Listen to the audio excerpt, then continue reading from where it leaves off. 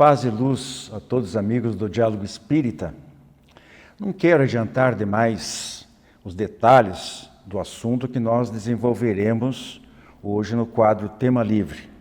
Mas algo precisa ser dito a respeito da expressão estar no mundo sem ser do mundo. Basicamente estamos dizendo que somos espíritos em trânsito pelo mundo das formas, que podemos, precisamos e devemos atuar neste mundo nas passagens, e aqui nos referimos no plural, porque de fato são múltiplas, talvez centenas ou milhares de reencarnações. Atuando neste mundo, dizia eu, conscientes de que a verdadeira pátria do espírito não é aqui. Viemos do lado de lá e para o lado de lá retornaremos, levando somente a bagagem intelecto-moral conquistada com o estudo, com o trabalho realizados aqui. Porém, não podemos nos deixar ludibriar pela ilusão de que a Terra seja um parque de diversões, ou sermos arrebatados por este mundo como se ele fosse o único. Falaremos mais disso em instantes. Temos ainda reflexões de A a Z, onde examinaremos as palavras libertação e língua. O que essas palavras têm a ver com o Espiritismo? Daqui a pouquinho a gente comenta.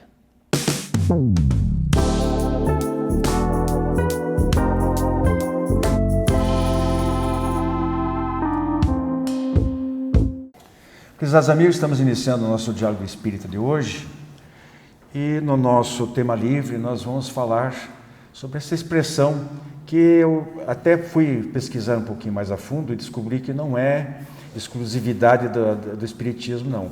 As outras religiões, elas discutem essa mesma situação de estar no mundo sem ser do mundo. Qual é a diferença? Nós vamos ver aqui, eu com a Rose e a Mariana, e alguma coisa relativa mais profundamente, digamos assim, sobre essa situação. E eu vou começar exatamente com a Mariana perguntando: qual a diferença básica entre estar no mundo e ser do mundo? Estar no mundo é estarmos reencarnados aqui, né? É estarmos aqui lembrando que somos espíritos imortais. E ser do mundo é nós viver apenas com a ideia materialista, material, sem nos preocupar com a nossa parte moral. Então, estar no mundo sem ser do mundo é nós ter uma conduta moral equilibrada, lembrando que somos espíritos imortais e que estamos aqui revestidos na matéria humana para progresso.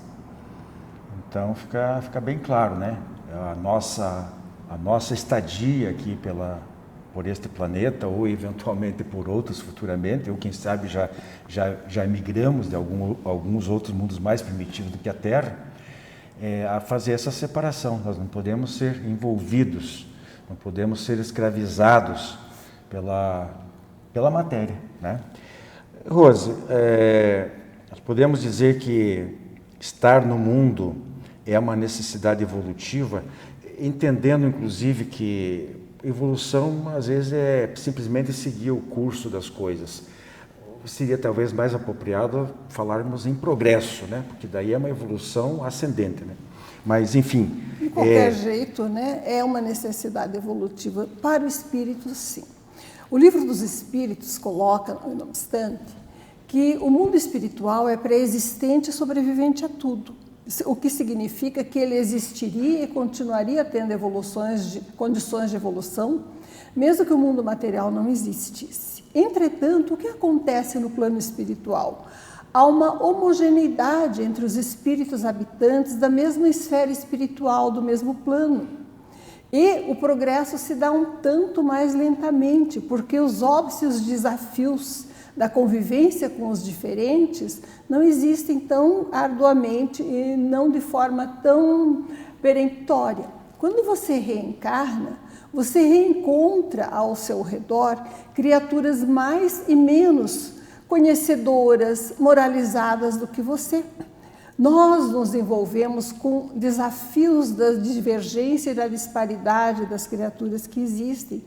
E isso nos força a optarmos por um lado, por uma existência com mais força, com mais energia, com mais direcionamento para atingirmos os nossos propósitos, porque a vida humana não facilita as nossas tarefas e a sua finalidade é mesmo oferecer óbices e dificuldades. Então, na reencarnação, ao reencontrarmos laços antigos, ao termos a igualdade perante a dor que a ligação a um corpo terreno nos fornece, a termos as mesmas necessidades básicas de pão, de ar, de abrigo, de analgésico para a dor, a senectude como um processo a ser enfrentado, a perda de entes queridos que nos iguala a todos, todos esses fatores contribuem para a nossa evolução espiritual mais rápida. Portanto, estar no mundo é um facilitador do nosso processo evolutivo, embora seja uma condição transitória. O progresso do espírito nos milhões de anos, né, que ainda nos aguardam, far-se-á inexoravelmente fora do plano material um dia. Mas, por enquanto, como criaturas ainda ignorantes e primitivas, precisamos dos obstáculos que a matéria nos oferece para atingirmos conhecimento, sabedoria e amor, mesmo com os divergentes. Os espíritos colocaram para Kardec que o desenvolvimento, tanto intelectual como moral, para o espírito, ele precisa desse contato com a matéria. E eles colocam que são duas frentes de trabalho. Uma é, principalmente no desenvolvimento intelectual, hoje em dia se falaria em tecnológico, né, de lidar com as forças da natureza, a sua própria subsistência, contornar as limitações, etc, etc. E a outra vertente é o convívio com as outras pessoas. Nós necessitamos de conviver para aprender. A Terra realmente é um grande imprescindível educandário. E nós necessitamos dos aprendizados, tanto do ponto de vista individual como coletivo, para progredir. Então, não tem como escapar disso aí. Mas isso não pode perder de vista os horizontes espirituais, né? Nós temos que manter um certo grau de liberdade, compreender que é importante estar aqui, o presente, a construção, mas que vai ter olhar lá para frente, né? Como eu disse, sem nos escravizar pelas necessidades materiais e sem nos aprisionar ao mundo material que nos cerca, que nos envolve. Mariana, podemos conciliar o estar, né, o estar na Terra com o ser, que é uma entidade, o ser, ter o ser e o estar, né, com o ser espiritual, imortal, ou seja, dito de outra forma, equilibrar aquilo que nós somos com o que nós estamos fazendo agora? Tem como equilibrar isso aí? Temos, né? Tem como equilibrar a partir do momento que nós tomamos consciência que nós estamos aqui de passagem, que nós estamos aqui apenas para aprendermos as lições, né? As dificuldades, os desafios, como foi colocado na pergunta anterior. Então, quando nós temos a consciência de quem somos, o que estamos fazendo aqui, nós mudamos a nossa maneira de comportar, a maneira de olhar o mundo e de fazer dele a nossa convivência melhor, a nossa experiência como lição evolutiva. Então, equilibrar o ser e o estar, esse ser superior, é lembrando que nós somos criaturas criadas por Deus. Nós temos a luz divina dentro de nós, acreditarmos que nós somos amados, que nós somos importantes e que nós estamos aqui para evoluir. Então, se nós estamos aqui para evoluir e que nós somos importantes, porque Jesus mesmo diz, se para nós afirmou, sedes perfeitos, como perfeito é o vosso Pai Celestial. Lógico que essa perfeição ela é relativa, né? Nós não vamos virar deuses, mas nós iremos sim atingir um grau de perfeição. E para isso, nós temos que ter consciência de quem somos nós, de ter amor por nós mesmos, valorizar a nossa existência, essa oportunidade de estarmos reencarnados na Terra, de ter um corpo espiritual, material. E esse corpo, então, oferece os desafios para que nós possamos realmente galgar a nossa evolução. Então, equilibrar, sim, é buscar as coisas, né, espirituais, fazer boas leituras, né, ser vigilante aos pensamentos, praticar a caridade, né, praticar a indulgência e praticar conosco mesmo a paciência, o amor, porque assim nós faremos do mundo um lugar melhor e nos sentiremos melhor e vamos equilibrando. Em essência, nós somos alma, ou espírito, como queira, né? E o nosso lar, eu não estou falando da colônia espírita chamada nosso lar, mas esse nosso lar, realmente grafado em maiúsculo, é a dimensão do outro lado. Então, nós podemos perfeitamente unir, né? Conciliar o nosso agir, o nosso dia a dia e projetos futuros, enfim, todos os aspectos da nossa existência, tendo em mente que aqui é importante, nós não precisamos abrir mão, né, só que tem que estar em caráter secundário. Primeiro as coisas espirituais, primeiro a prioridade espiritual, depois as coisas materiais. É claro que no momento que nós precisamos fazer a refeição porque estamos com fome para atender a necessidade fisiológica do corpo, a gente vai pensar primeiro no prato de comida. Mas nós estamos nos referindo ao aspecto geral, né? Rose, então como que nós devemos agir para não deixarmos exatamente isso, não deixar seduzir, escravizar pelos interesses provisórios da matéria? Aí vem, né, uma série de coisas: consumismo, acúmulo de riquezas, sexo, fama, poder, beleza, comida. Olha quantos desvios do caminho, né? Exatamente, como se disse, quantas tentações. Como é que a gente segura a barra aí? Não são necessariamente desvios do caminho. As coisas boas que Deus colocou no mundo são para fruirmos, né? Com equilíbrio, com moderação, com o seu uso justo, o sexo, a refeição, o mundo que nos rodeia, a arte, a boa música, são para trazer alegria às pessoas, torná-las mais próximas, proteger a família, ensejar a reencarnação de espíritos novos na nossa terra. Mas como nós podemos usar os bens da terra sem nos tornarmos escravos do desejo, da necessidade da posse desses bens? Lembrando que a vida é transitória, que a morte é inexorável, que a mudança e o retorno para o plano espiritual, mais cedo ou mais tarde, dar-se-ão em todas as vidas humanas.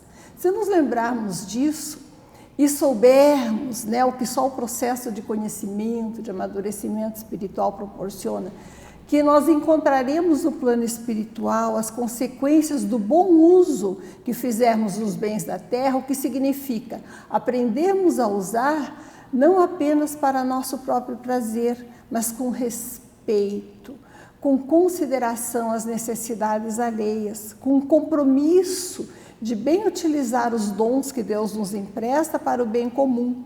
Se soubermos fazer isso, todos esses bens transitórios partilhados, beneficiando aqueles que nos rodeiam, sendo usados para o nosso próprio progresso material e espiritual com equilíbrio, serão a base da nossa riqueza espiritual, que nos tornará cada vez melhores. Mariana, viver só para a religião, ou mesmo uma dedicação exclusiva à religiosidade, essa busca também, acho que é um pouquinho mais a confirmação do que a gente já falou até aqui, né? Mas assim, porque será que há necessidade da pessoa também abrir mão de tudo e se dedicar a viver 24 horas por dia só pensando em Deus, em rezar? Será que há essa necessidade ou não? Então, lá no Livro dos Espíritos, nós vamos ver na parte da adoração, o objetivo da adoração, ele vai falar sobre a prece, sobre o sacrifício, entre outros assuntos. Então, quando nós nos dedicamos, né, só a parte espiritual, né, a espiritualidade em favor, em prol do outro, ela é benéfica. Agora, se nós só pensamos em viver, né, a religião, porque existe uma grande confusão entre a religião, religiosidade e a espiritualidade, né? A religião é uma comunidade, são regras, né, que é estruturada dentro de uma sociedade. A religiosidade é eu aceitar viver dentro daquela comunidade, dentro daquelas regras e seguir os ritos e os preceitos. A espiritualidade é eu buscar a minha essência, buscar a essência de Deus para que possamos, desta forma, sermos espíritos melhores. Então, quando eu me dedico à religiosidade, mas na questão da espiritualidade, em que eu busco o bem do outro, o bem do próximo, né, eu estou realmente vivendo essa espiritualidade. Senão, ela torna-se egoísta, porque eu só estou pensando em mim. Então, eu vou passar 24 horas pensando em Deus, mas de forma inerte, só no pensamento, sem realizar nada. Então, isso para Deus, né, isso não é relevante. E sempre que nós estamos aqui, nós somos unidos, nós temos que ter união, nós caminhamos junto, nós somos seres, né, nós vivemos numa sociedade, né, então nós precisamos praticar o bem. Sabe, Mariana, antes de passar para a Rosa e fazer o finalzinho aqui, essa última pergunta, eu queria ler só um pequeno texto aqui do livro Espiritismo e os Problemas Humanos, do Deolindo Amorim, que tem tudo a ver com o que a gente está falando até aqui. Ele diz o seguinte, olha, o movimento espírita não pode ficar alheio aos problemas sociais, cumprindo-lhe, por isso, interferir na solução desses problemas. Devemos desenvolver e aprimorar cada vez mais a consciência de participação na vida social e a harmonia com o legítimo pensamento da doutrina, que não quer o espírita fora do mundo, mas dentro do mundo, ajudando a transformá-lo. Então, você pode fazer o fecho aqui justamente com a perguntinha final aqui, temos um minutinho máximo. Como é que deve ser a conduta espiritualista? Já não estou nem mais falando de espírita, mas do espiritualista, né? Preocupado com o seu bem-estar futuro. Viver no mundo sem ser do mundo. O nosso tema de hoje, né? Fruir dos bens da terra sem se escravizar a eles, convertendo aquilo que recebe da vida em benefício não só para si mesmo, embora frua desses prazeres que é possível com licitude, repartindo, partilhando. Não é possível nos atermos muitas vezes à política partidária, nem tentar mudar o mundo que nos rodeia. Nós podemos e devemos ser fatores de elevação e de espiritualização no nosso lar, na nossa comunidade, na nossa vizinhança, naquilo que Deus colocou ao nosso redor, servindo a Ele, vivendo na terra em plenitude. É isso, meus amigos. Ficamos por aqui com o nosso tema livre de hoje. Daqui a pouquinho eu tenho Reflexões de Ásia. Visite nosso canal no YouTube e confira nosso acervo de programas, debates, entrevistas, o diálogo aberto na visão espírita. Programa Diálogo Espírita, ADEPR no YouTube.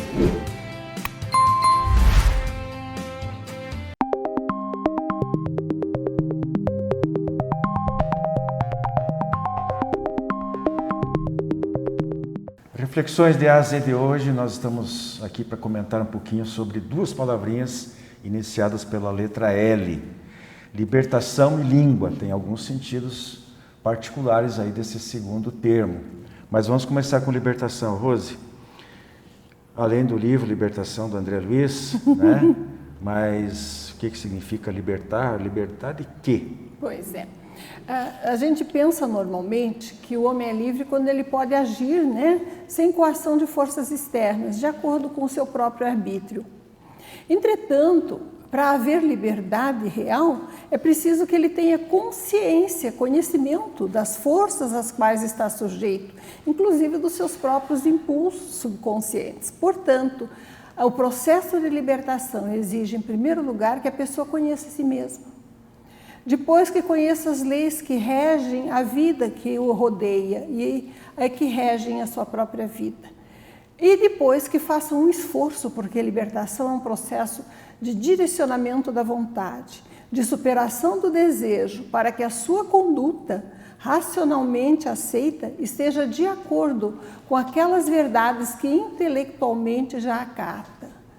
O processo de libertação pessoal é um processo trabalhoso, de conhecimento, de direcionamento da vontade, de superação do desejo, para que a nossa conduta reflita os nossos ideais.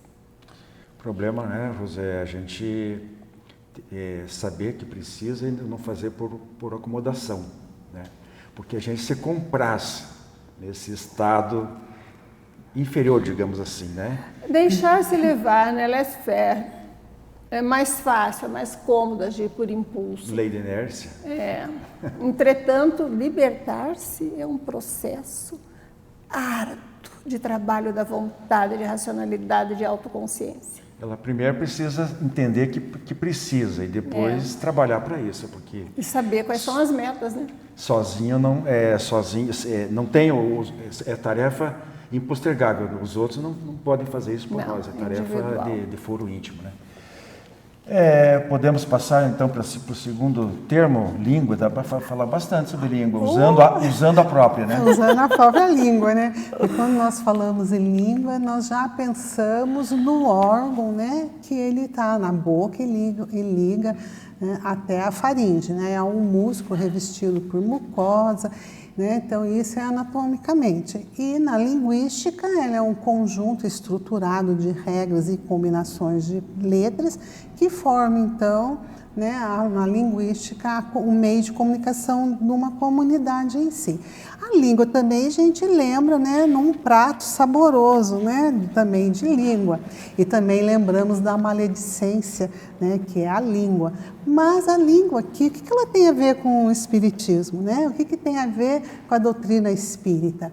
Então, nós vamos lá recordar o dia de Pentecostes, que era uma festa dos judeus, que era para comemorar e agradecer a Deus pela colheita. Então, os primeiros feixes de trigo, de alimentos, eles ofereciam então a Deus em sinal de gratidão por ter tido uma colheita tão farta. E justamente nesse dia que se comemora o Pentecostes, que é 50 dias após a Páscoa, estavam então reunidos várias pessoas, apóstolos, e de repente começou a vir do céu, né, línguas em formas de línguas de fogo. E essa língua de fogo então tocava essas pessoas e essas pessoas começavam a falar então em outros idiomas.